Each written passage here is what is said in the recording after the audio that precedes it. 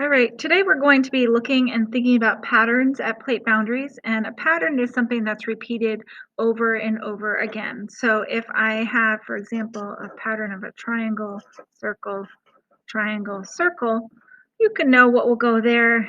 It will be another triangle. Okay, great. We're going to start by looking at the plate boundary map, and we can look at the key and we can see that the red lines meet the plate boundaries.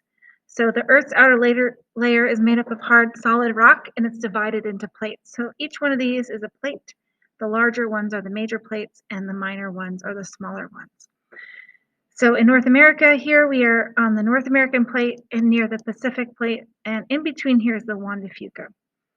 So let's go ahead, and those are the edges. Let's go ahead and take our transparency, this piece of plastic, line it up so the edges are aligned, and we're going to trace the boxes.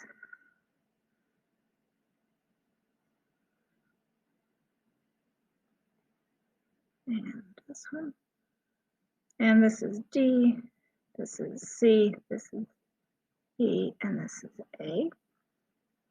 And now I'm going to trace the plate boundaries using the red marker. Oops, I kind of messed up that.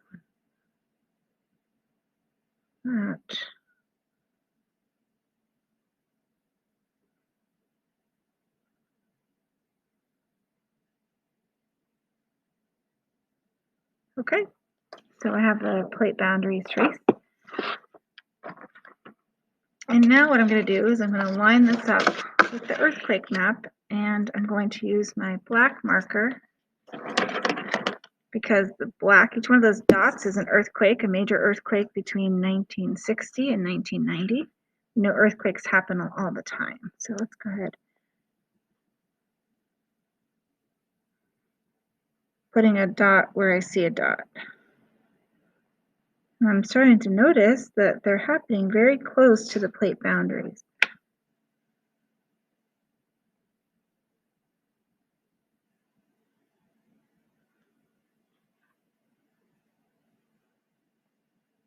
And so you can see the pattern. This is evidence, right, that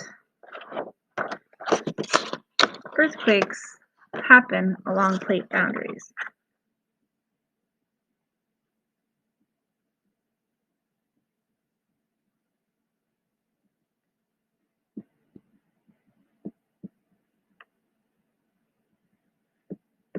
Okay, show that to your teacher, and you will get credit for today.